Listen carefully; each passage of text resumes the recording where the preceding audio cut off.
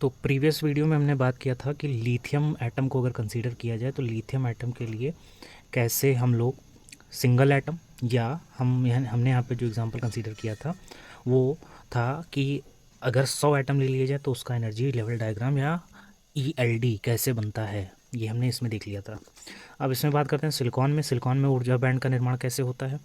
अगर सिलिकॉन में अगर हम देखें, क्योंकि हमारा जो टॉपिक चल रहा है सेमीकंडक्टर का, वो चैप्टर फर्स्ट का सेमीकंडक्टर चैप्टर का फर्स्ट टॉपिक ठोसों में ऊर्जा बैंड। ये टॉपिक काफ़ी बड़ा है, लेकिन हाँ अगर एक बार में समझ में आ जाता है तो आपको सेमीकंडक्टर चैप्टर में कोई दिक्कत नहीं आएगी, इसलिए आप इसको ध्यान से समझ लीजिए। आज हम ये समझेंगे कि सिलिकॉन में अगर एनर्जी लेवल डायग्राम या एनर्जी बैंड का निर्माण कैसे होता है। अगर एनर्जी लेवल डायग्राम देखें तो आपको ये पार्ट आपका जाना पहचाना हुआ होगा, इसमें कोई नई चीज़ नहीं है, लेकिन ये पार्ट कैसे बना है हमें इसी को समझना है। और ये कैसे बनता है, चालन बैंड, वर्जित अंतराल या वर्जित बैंड या संयोजी बैंड, ये कैसे बनता है हमको ये समझना है। ठीक है, जैसे फटाफट शुरुआत कर लेते हैं। सिलिकॉन के एक एकल क्रिस्टल पर विचार कीजिए जिसमें n परमाणु, यानी कि हम यहाँ पर सिलिकॉन के एक क्रिस्टल को, एक सॉलिड को कंसीडर करेंगे। अब उस क्रिस्टल को कंसीडर करेंगे तो उसमें माना गया है कितने परमाणु हैं, n परमाणु हैं। दूसरा कहा गया सिलिकॉन परमाणु का परमाणु क्रमांक कितना होता है, 14 होता है।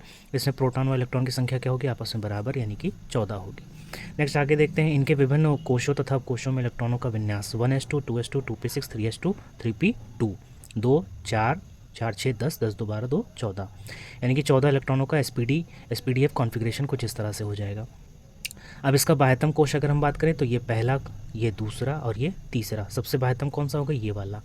इसमें बात करें परमाणु का बाह्यतम कोश 3s2 पूर्ण रूप से भरा होता है, यानी कि ये भरा हुआ है, लेकिन इसमें यहाँ पे 2 लिखा हुआ है, इसको 2 नहीं होगा, ये 3p होगा। ठीक है, 3 यहाँ पे बुक में अगर आप देखेंगे नगीन पब्लिकेशन में तो यहाँ पे मिसप्रिंट हो गया है, 2p2 हो गया, ये 3p2 होगा। 3p2 कोश है जो 6n इलेक्ट्रॉनों को समायोजित कर सकने में सक्षम है, में केवल 2n इलेक्ट्रॉन ही उपलब्ध है। तो 3s तो इसका फुल है। अब थर्ड कोश की बात करते हैं तो तीसरे कोश में आपका पहला उपकोश और ये दूसरा उपकोश।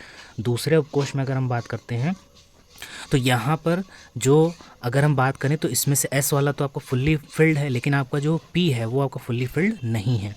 तो अब इसमें इसी को बताया गया, क्योंकि हमने यहाँ पे n एटम मान लिए हैं, पूरा क्रिस्टल माना है, सॉलिड माना है, तो यहाँ पर total n number of electron भी होंगे। तो इसीलिए यहाँ पर कहा गया है कि 2p2 कोश जो है उसमें 6n इलेक्ट्रॉनों को समायोजित कर सकने में सक्षम है, में केवल 2n इलेक्ट्रॉन ही उपलब्ध हैं। तो अगर हम इस पूरे का नंबर मिलाएं तो आउटर मोस्ट ऑर्बिट में 8 इलेक्ट्रॉन होते, तो 2 इसके पास हो ही गए, तो यहाँ पे 6 होना चाहिए था ना, तो वो 6 नहीं है।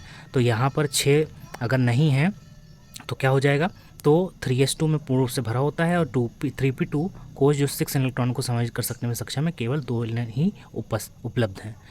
तो यहाँ पर आ सकते हैं टोटल 6n, यानी क्योंकि n परमाणु हैं तो इसलिए 6n, लेकिन इसमें टोटल कितने हैं, 2n ही हैं।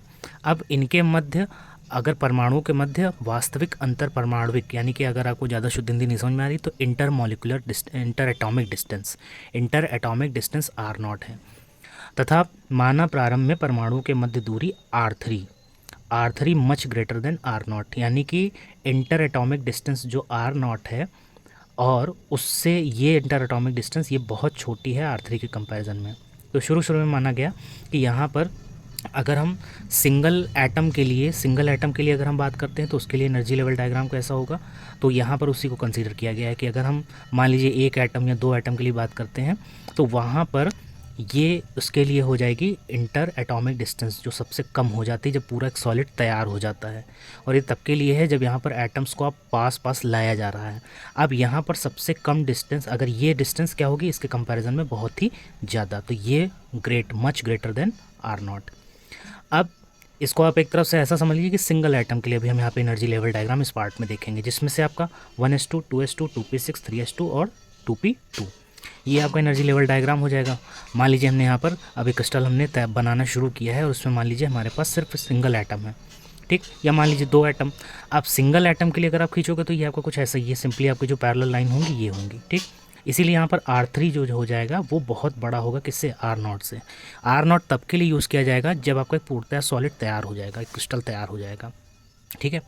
तो इसीलिए यहाँ पर R3 much greater than R0। अच्छा, यहाँ पर ये तो आपका ये हो गया, और इसमें क्या बताया गया है, चूँकि परमाणुओं के मध्य यह दूरी काफ़ी अधिक है अतः प्रत्येक परमाणु को एक पृथक्कर परमाणु की तरह माना जा सकता है। अभी मैंने आपको डायग्राम में बताया कि आप परमाणु की दूरी, बीच की दूरी बहुत ज़्यादा है, तो इसलिए आप हर एक एटम को आप क्या मान सकते हो, सिंगल एटम मान सकते हो, आइसोलेटेड मान सकते हो।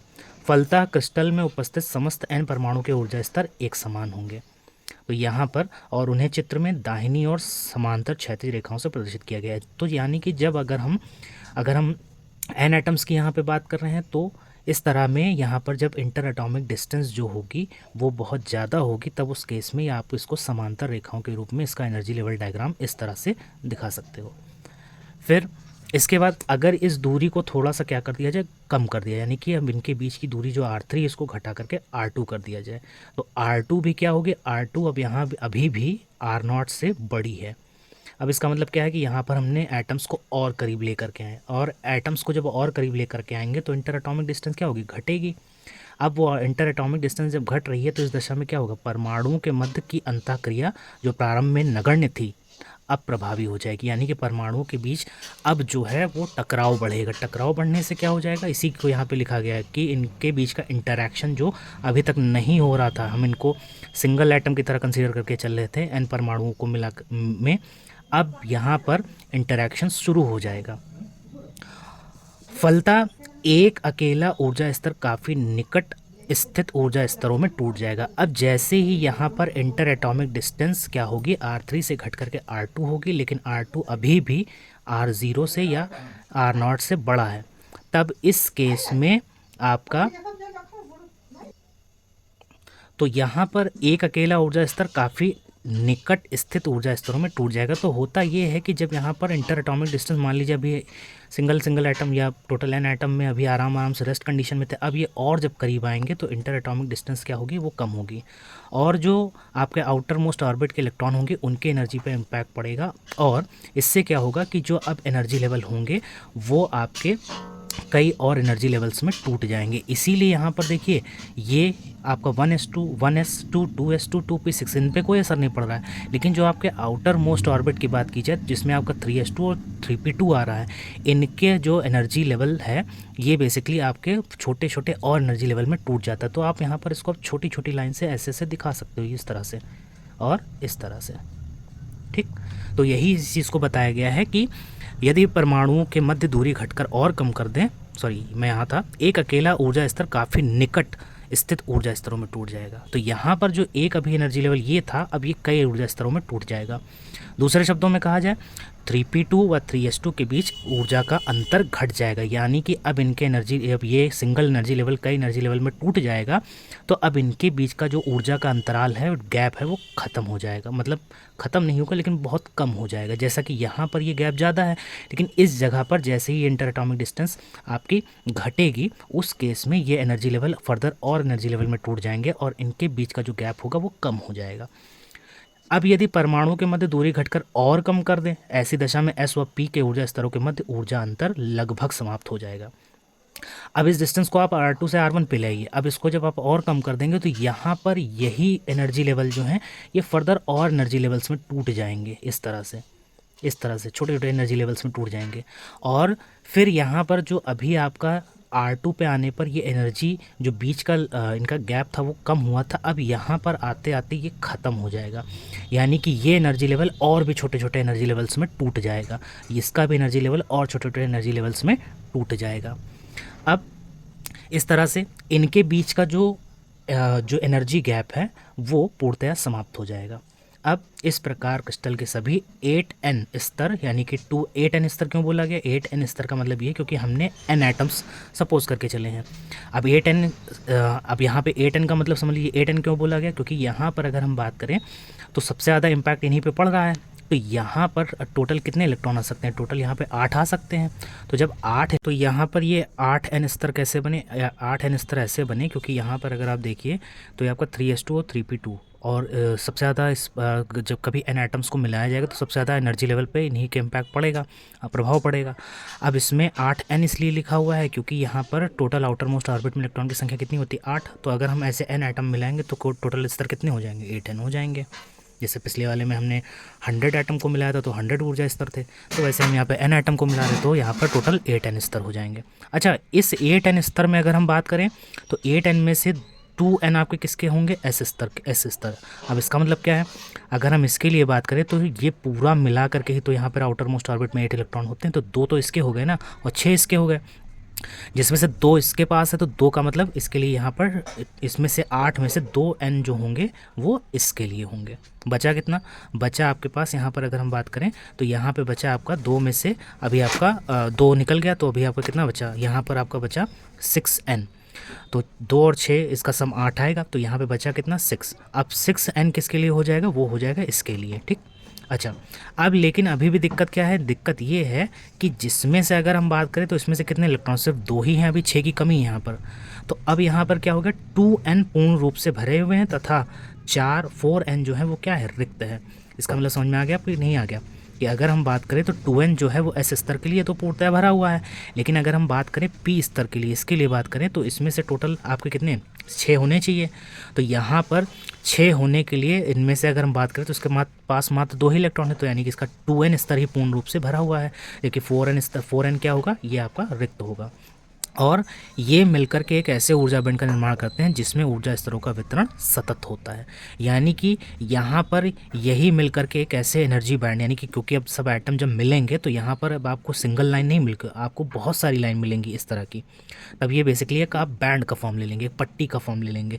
इसीलिए यहाँ पर कहा गया है कि एक ऐसे ऊर्जा बैंड का निर्माण करते हैं जिसमें ऊर्जा स्तर का वितरण सतत होता है। तो यहाँ पर जब आपका डिस्टेंस R2 से R1 यानी कि डिस्टेंस, इंटर एटॉमिक डिस्टेंस और ज़्यादा घटती है और फिर R1 से ये घट करके R0 पे पहुँच जाती है, तो यहाँ पर एक क्वांटम मैकेनिक्स के अकॉर्डिंग क्या कहा गया कि जब 2 परमाणुओं के मध्य दूरी R0 होती तो इस दशा में होता क्या है, इस दशा में होता ये है कि अभी हमने देखा था कि R2 ये जो एनर्जी लेवल था ये छोटे छोटे एनर्जी लेवल में टूटा, कुछ इलेक्ट्रॉन की एनर्जी ज़्यादा हुई, कुछ इलेक्ट्रॉन की एनर्जी कम हुई, फिर अब डिस्टेंस और घटी तो यहाँ पर वो एनर्जी लेवल जो आपके ये थे यहाँ पे एनर्जी गैप बहुत कम था, फिर ये एनर्जी लेवल और टूट गए और छोटे छोटे एनर्जी लेवल में टूट गए। यहाँ पर जो एनर्जी लेवल होते हैं जो अभी तक यहाँ पे कुछ अलग अलग थे, लेकिन यहाँ पर आकर के टोटली एक दूसरे से इंटरमिक्सिंग हो जाती है, यानी कि किसी इलेक्ट्रॉन की एनर्जी ज़्यादा तो वो और किसी इलेक्ट्रॉन की एनर्जी कम हो गई, तो यहाँ पर एनर्जी गैप एक दूसरे पे ओवरलैप कर जाते हैं। लेकिन जब डिस्टेंस घटते घटते घटते घटते आपकी R0 पे पहुँच जाती है, यानी कि अब डिस्टेंस अगर हम अब क्वांटम लेवल से अगर हम बात करें तो यहाँ पर बेसिकली अब जो एनर्जी लेवल्स होते हैं वो 2 पार्ट में ब्रेक हो जाते हैं। 2 पार्ट में ब्रेक होने का मतलब एक आपका कंडक्शन बैंड होता है, एक आपका वैलेंस बैंड होता है। वैलेंस बैंड का मतलब क्या होता है, वैलेंस बैंड का मतलब अगर हम बात करें तो वैलेंस बैंड आपने केमिस्ट्री में वर्ड पढ़ा, वैलेंसी पढ़ रखा होगा। वैलेंस बैंड बेसिकली यहाँ पर वो होगा जहाँ पर इलेक्ट्रॉन रह सकते हैं, यानी कि अगर यहाँ पर इलेक्ट्रॉन हैं तो ये इलेक्ट्रॉन यहाँ से फ्री हो सकते हैं, निकल सकते हैं। इट मीन्स अगर हम बात करें जब डिस्टेंस आपकी इंटर एटॉमिक डिस्टेंस R0 पर पहुँचती है, सबसे कम डिस्टेंस एटम्स के बीच में बचती है, तो आपकी ये जो एनर्जी लेवल्स हैं 2 पार्ट में ब्रेक हो जाते हैं। इसीलिए यहाँ पर ये आपको इस तरह का डायग्राम मिल रहा है। तो ये एक कंडक्शन बैंड बनता है, एक आपका वैलेंस बैंड बनता है। वैलेंस बैंड क्या होता है, वैलेंस बैंड में बेसिकली वो इलेक्ट्रॉन होते हैं जो कुछ अमाउंट ऑफ एनर्जी कहीं से प्राप्त करके ये यहाँ से मुक्त हो जाते हैं और सीधे पहुँच जाते हैं चालन बैंड में। अच्छा, इनके बीच का जो ये गैप होता है जिसे हम कहते हैं वर्जित बैंड या वर्जित अंतराल, अगर हम इसकी बात करें तो यहाँ पर अगर हम इसकी बात करते हैं तो इसका मतलब क्या है, इसका मतलब ये है कि यहाँ पर कोई भी इलेक्ट्रॉन नहीं होगा, या तो वो यहाँ होगा या तो वो यहाँ होगा। और इसी को यहाँ पर बताया गया है कि अगर हम यहाँ पे बात करें ऐसी दशा में 3s2 के 2n व 3p2 के 2n जो भरे हैं 4n रिक्त स्तरों को एक ऊर्जा अंतराल जिसे निश्चित ऊर्जा अंतराल कहते हैं से अलग किया जा सकता है। इसका यही मतलब है कि जब डिस्टेंस R0 बचती है एटम्स के बीच की तो ये पार्ट्स आपके एनर्जी लेवल जो होते हैं 2 पार्ट में ब्रेक हो जाते हैं, जिनके और इनके बीच का जो गैप होता है उसे हम कहते हैं वर्जित अंतराल या वर्जित बैंड। वर्जित जो शब्द लगा हुआ है यानी कि इसमें कोई भी इलेक्ट्रॉन नहीं होगा, जो भी इलेक्ट्रॉन होंगे वो कंडक्शन बैंड में होंगे या तो वैलेंस बैंड में होंगे।